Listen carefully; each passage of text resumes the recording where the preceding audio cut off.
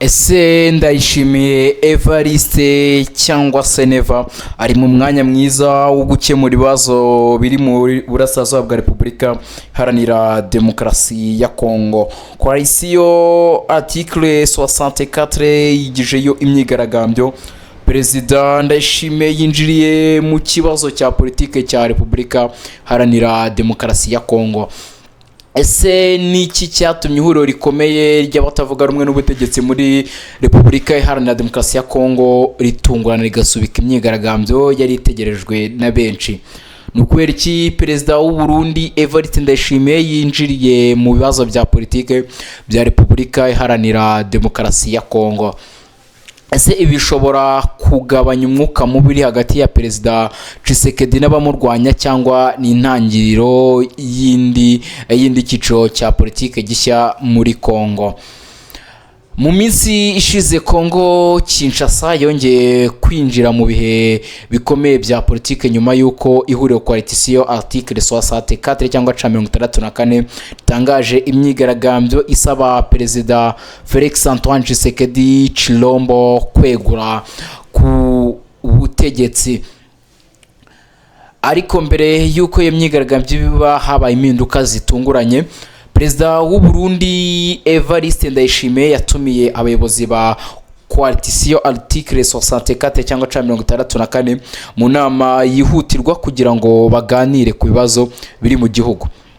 Nyuma y'ubwo butumire 64 yesi itangaza ko yimuriye imyigaragambyo kwa 22 Nyakanga 2026. Umwanzuro wahise ukurura ibitekerezo byinshi. Harakibazwa niba iyi myigaragambyo ishobora kuba yasubikwa burundu. Ese niba biza gutuma ibibazo bihagarara. Ndavuga ibibazo by'umutekano mike biri mu burasirazuba bwa Repubulika Iharanira Demokarasi ya Kongo.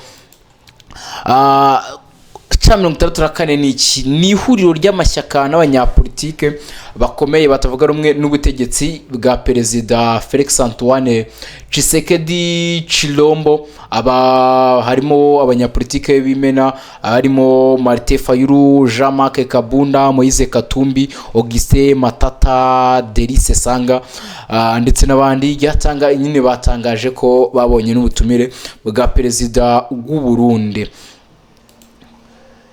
Intandaro y'amakimbirane mu mezi ashize habaye impaka zikomeye ku mugambi wo guhindura itegeko nshinga rya Repubulika Iharanira Demokarasi ya Kongo.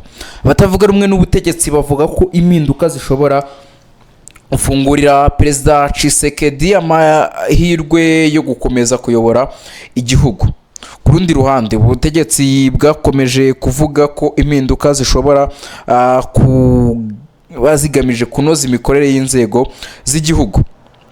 Iyi mpaka niyo yatumye Coalition article 64 cyangwa 64 itegura imyigaragambyo yo kuwa 8 Nyakanga.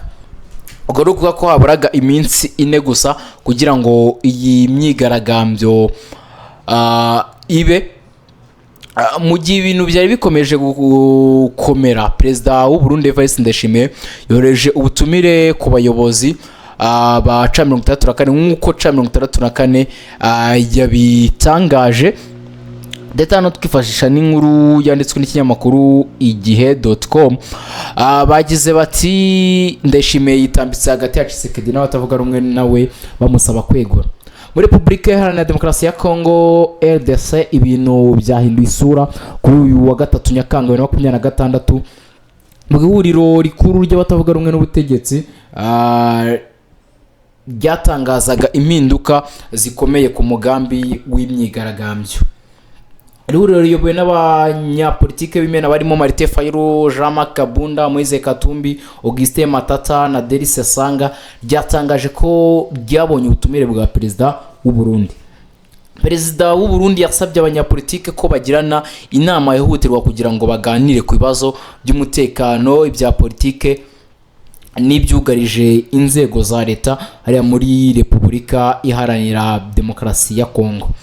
Ndayishimiye usanzwe ari inshuti ikomeye ya Perezida wa Repubulika Iharanira Demokarasi ya Kongo Felix Antoine Tshisekedi yatanze ubutumire ashingiye ku bubasha afite nk'umuyobozi w'umuryango wa Afurika yunze ubumwe EAU. Amakuru aturuka i Kinshasa avuga ko Ndayishimiye yabanje gusaba Tshisekedi n'abanyapolitiki bo muri 64 bagakemura amakimbirane bafitanye ashingiye kuri gahunda ya leta ifite yo guhindura itegeko nshinga. Abanyapolitike bigaragambije imbere y'ingoro y'inteko ishinga amategeko tariki ya 12 Kamena akorerwa urugomo n'abapolisi n'urubyiruko ushamikiye ku ishyaka UDPS riri ku butegetsi Force de Progress. 64 yari yateganyije gukorera imyigaragambyo karundura imbere y'ingoro y'umukuru w'igihugu tariki ya 8 Nyakanga 2026, no kuvuga ko habura iminsi 4 gusa kugira ngo icyo gihe kigere. Isaba Tshisekedi kwegura kuko imushinja kugambanira igihugu binyujije muri gahunda yo guhindura itegeko nshinga. Na Minisitiri w'umutekano w'imbere Jakema Shabani Luko yashinje abanyapolitiki bo muri 64 kugambanira igihugu kuko ngo nta muntu ukwiye gusaba umugabo w'ikirenga kwegura mu gihe ayoboye urugamba. Arabyumva neza ibyo nabyo. Minisitiri Shabani yafashe icyemezo cyo guhagarika ibikorwa bihuza abantu benshi Kinshasa, sobanura ko biri mu rwego rwo kwirinda icyorezo cya Ebola kugira ngo kitahagera. Bijyanye nuko Ebola yiganje cyane mu ntara zo mu burasirazuba bwa Kongo, uriya Kinshasa wagize 64 bagaragaje ko icyo cyemezo cya Minisitiri Shabani kigamije kuburizamo imyigaragambyo y'iri huriro. Yagize ati yego kuburizamo imyigaragambyo kwa kabiri Nyakanga, Martin Fayulu uyobora ishyaka SD yatangaje ko imyigaragambyo igitegurwa kandi ko Tshisekedi agomba kwegura. Byagaragaje ko 64 titaye ku itangazo rya Minisitiri Shabani. Yagize ati ngo ni Martin Fayulu, ndahamagara abanyekongo bose kwitabira imyigaragambyo ikomeye tariki ya 8 Nyakanga 2026. Musaze dusabe ko Felix Tshisekedi yegura kubera kugerageza kurenga ku itegeko nshinga yarahiriye kurwanirira afite Bibiliya mu ntoki. Nyuma y'ubutumire bwa Ndayishimiye kuri wa 3 Nyakanga, abagize 64 bahuriye mu nama ihutirwa ikinshasa banzura ko abatekereje neza bafata umwanzuro wo kujya gutega amatwi perezida w'u Burundi. Abanyapolitike basobanuye ko bashaka gukoresha amahirwe yose ashobora kuboneka mu kiganiro bazajyana na Ndayishimiye kugira ngo barebe ko uko itegeko nshinga rya Repubulika Iharanira Demokarasi ya Kongo ryarindwa. Abateganya kugaragaza neza kandi abashize amanga akababaro k'abanyekongo ndetse no kwerekana akaga gakomeye demokarasi ya Repubulika Iharanira Demokarasi ya Kongo iri guhura nako.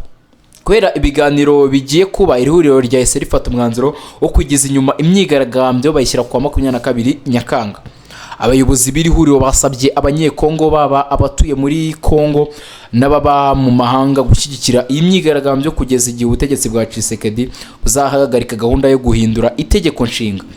Babibukije ko kurinda itegeko nshinga ari inshingano ya buri wese, bashimangira ko umugambi w'intego bafite bita ajegajega habe na gato.